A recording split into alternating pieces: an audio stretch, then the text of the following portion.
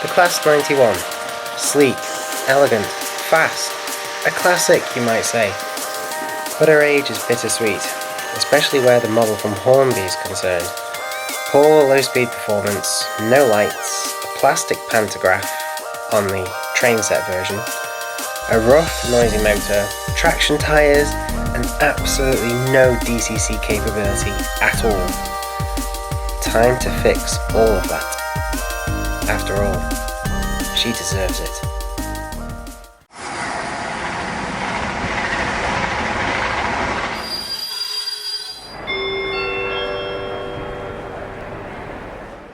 Okay, so in this first part of the Class 91 project, we're going to try and see if we can improve the performance of the locomotive.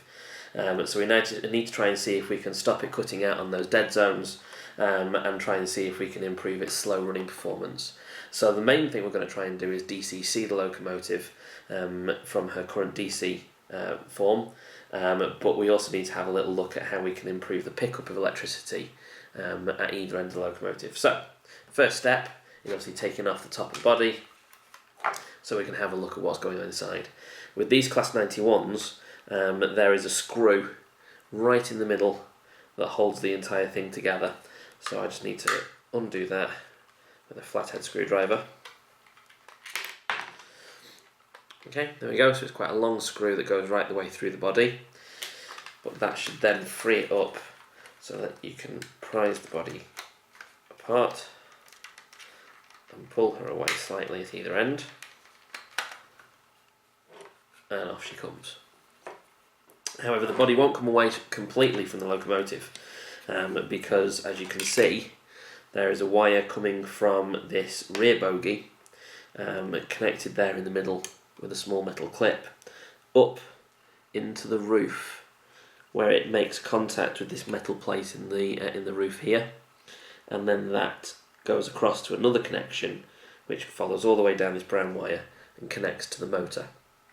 Now, that connection in the ceiling, in the roof, is for this selector switch on the top here, which Hornby built into several of their models of this kind of era, which allows you to switch from picking up electricity from the pantograph on the top or picking it up from the wheels on the track.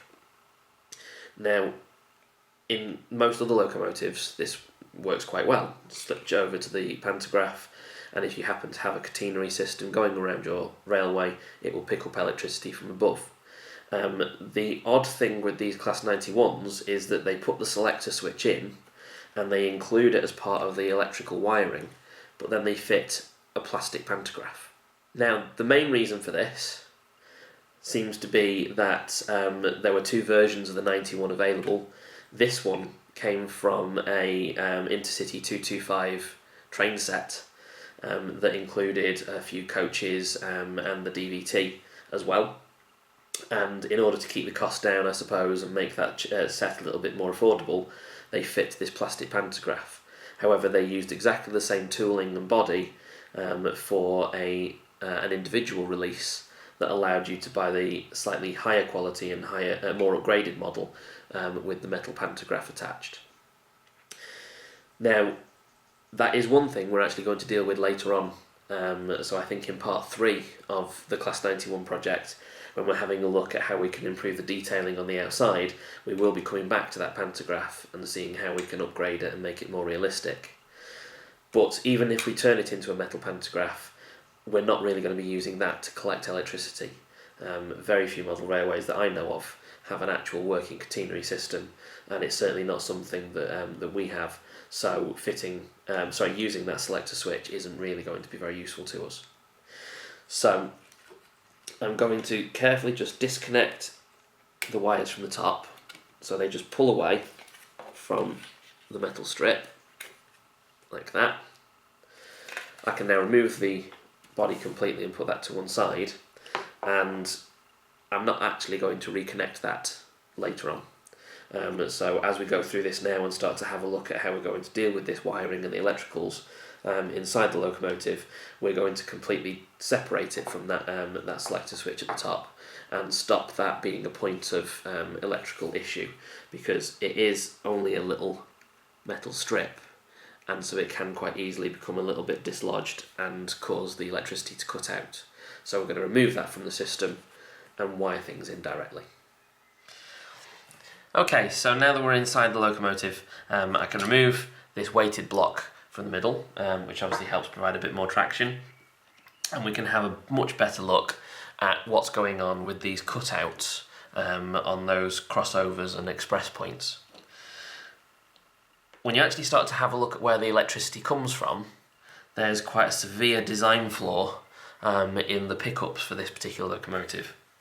At the rear end here, with the rear bogie, the entire centre section here is metallic, and so the wheels are actually collecting the electricity from the tracks, passing it through the axles, and then up through the entire metal section of this bogie. Now obviously the metal helps provide a bit of weight and does conduct the electricity well, but it also means that it makes it awkward for picking up electricity from both rails on the track.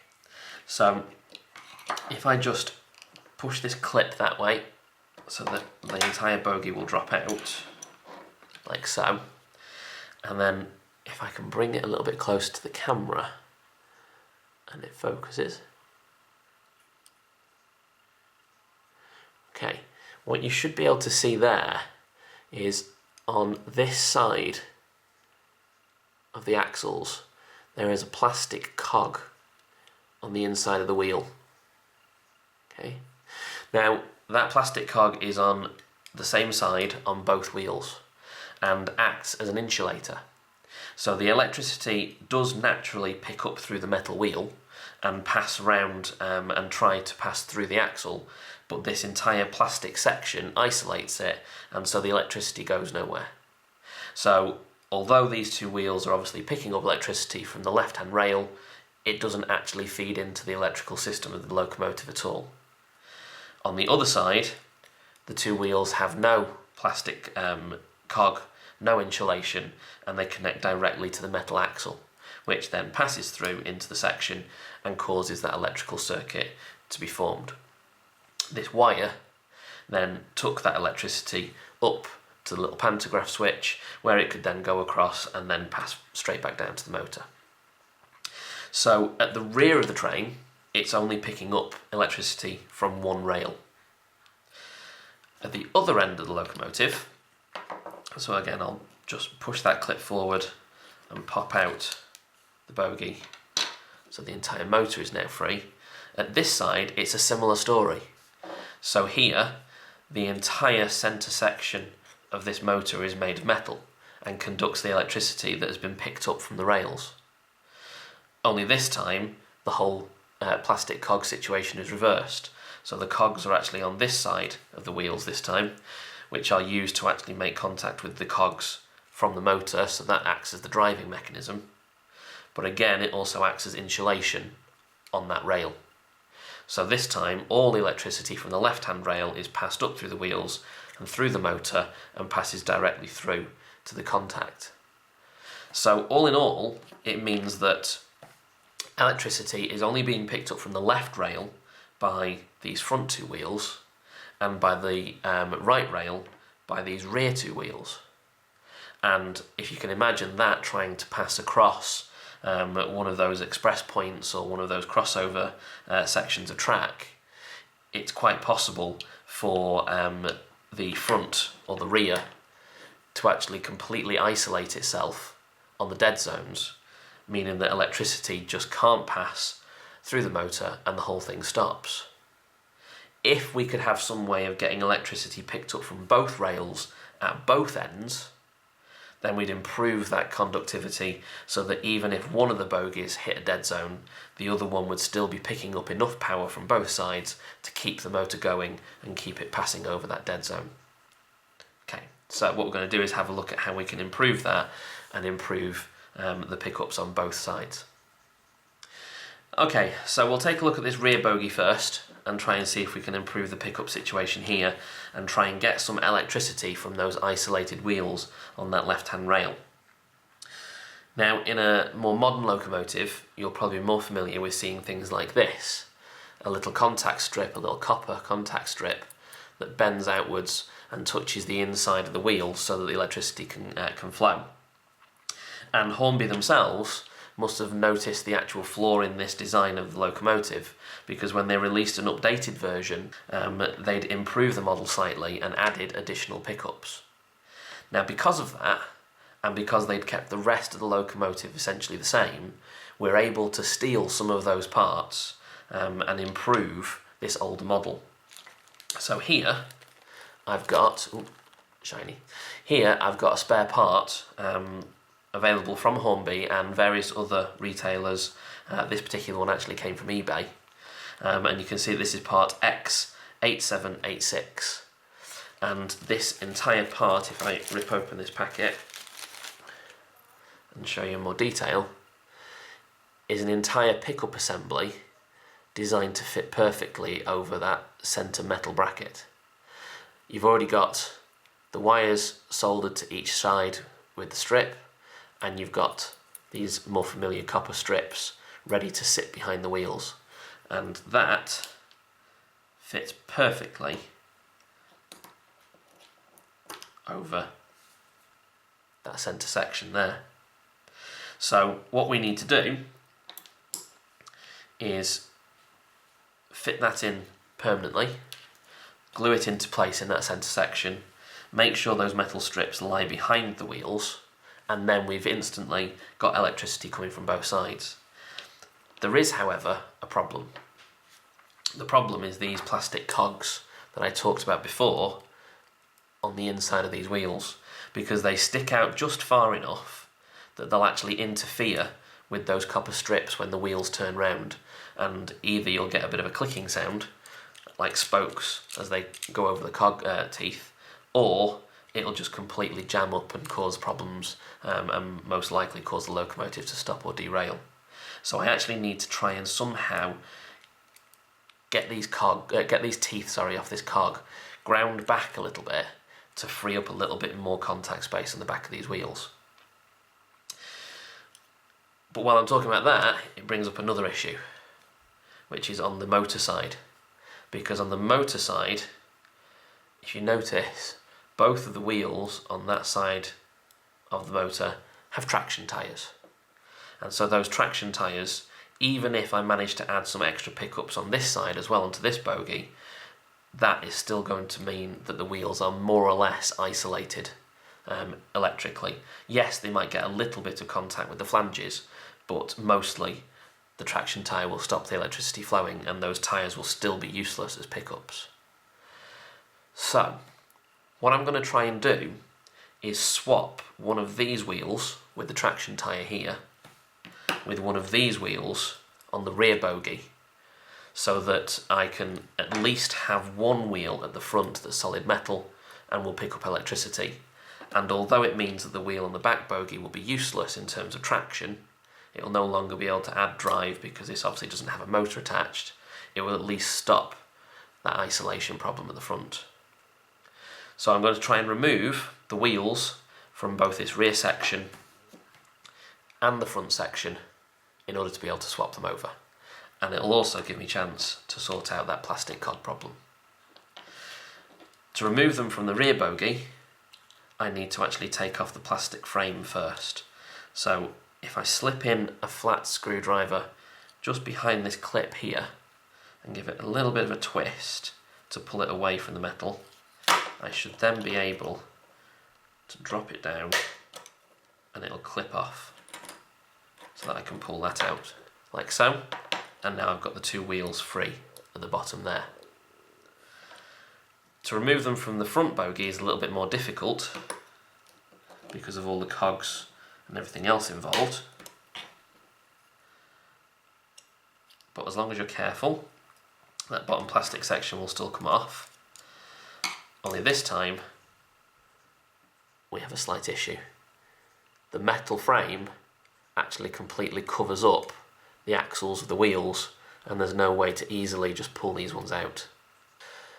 Okay, so what I need to try and do is remove this wheel from the axle But what I don't want to do is cause any damage to the flange or the outer surface of the wheel that will then in future damage the contact with the rails, or cause the locomotive to wobble or anything like that, or even just make it look unsightly from the outside. So I need to try and push it off from the inside where you can't see it. Now, I could use some pliers and try and grab and pull, but that possibly could damage the wheel. So instead I'm going to use a flathead screwdriver, and there's just enough space to squeeze that in behind that plastic cog and slowly start to lever it outwards, a bit at a time. And then obviously I've pushed a bit on that side, so what I don't want to do is bend the axle, so I'm going to switch around to the other side and apply a bit of pressure on that side as well, and just keep swapping over, slowly pushing it away from each side until it pops off. Okay. Now, this locomotive being a bit old, there's actually a little bit of thread that's wrapped itself around the axle, so that might have got in the way of its operation as well. But with that removed, you can see how that entire axle can now slip through the body, like so, but that I can easily just pop a different wheel back onto that spoke there, and it'll be as if it was always meant to be there. So I'm going to do the same with one of these wheels from the rear bogie and just pop off the plastic wheel there. Obviously I want the wheel with the plastic inner there. I still want to have the side with the cog on so that it'll act as a driving wheel on this front side, but then I can just swap them over and get some electrical contact to the front. So I'll just do that now, and I'll see you in a minute. Okay, so I've popped off that wheel from the other bogie, and so you can see from the inside they actually look identical. It's only on the outside that they change because one of them has that traction tyre. So I'm going to put the traction tyre to one side, and using the full metal wheel I'm going to return it onto the motor bogie at the front, line it up over that spoke and gently push it into place. Again, making sure that I apply as even pressure as I possibly can to not bend or twist the axle, pushing it gently, and it slowly slips on. And then when I get to this stage here where I'm just about meeting the cogs that actually make up the motor, I obviously need to make sure that the teeth don't squash and crush each other. So I'm dropping it into place to make sure those teeth line up, and then squeeze a little bit more until that's about right. Now, you don't want to squeeze completely too much and squash it straight against the metal frame in the middle, because that will obviously cause friction and stop the locomotive from moving as easily. What you want to do is aim to have that distance between the wheels obviously match up with the distance between the tracks. So if I bring in a section of test track, just so I can pop it on as I'm squeezing these last bits, just to make sure that it's about the same distance apart as the others. There is obviously a little bit of wobble. They don't need to meet in too tightly, but that seems about even, and I'm quite happy with that. And if I manually try and turn some of these cogs, then both the front and rear wheels turn neatly. Switching my attention back to the rear bogie now then, I've got one wheel that's a full metal wheel both sides, and one that has this traction tyre, but on both sides with the plastic cogs I now need to try and remove these teeth, because they're no use to us for a driving wheel, and they're getting in the way of our new contacts. So all I'm going to do is use a small craft knife and cut away the plastic teeth all the way around so that it's got a much larger exposed metal surface.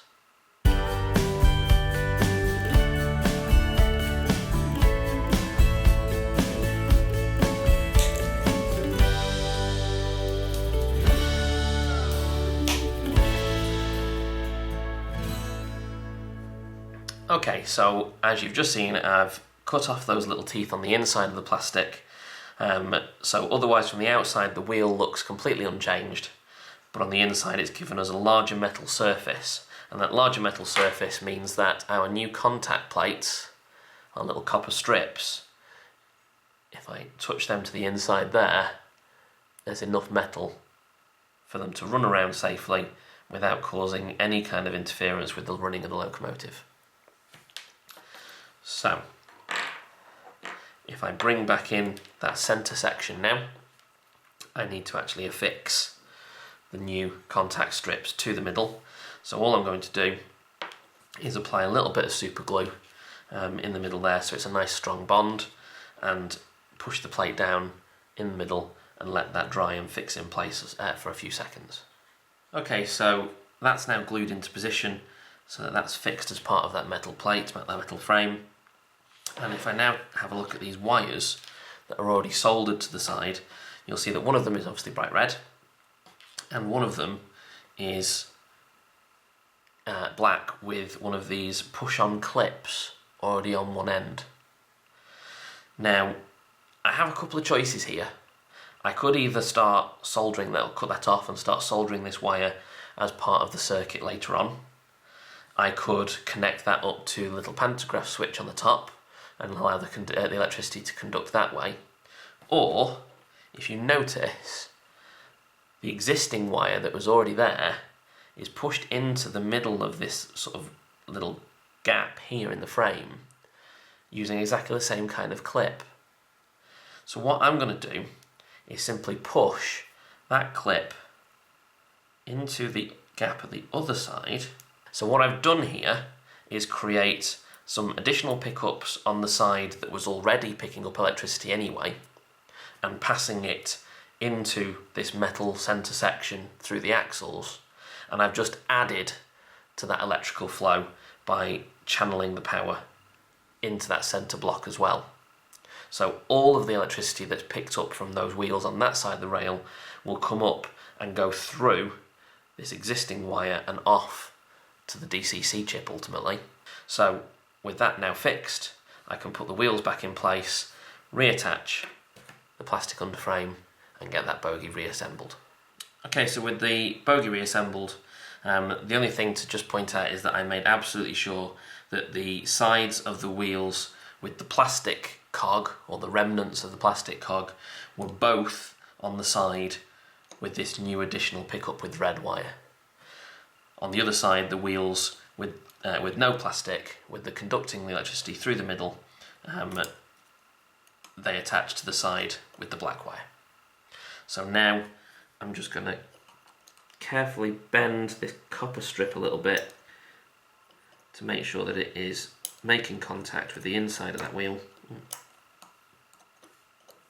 on that side as well.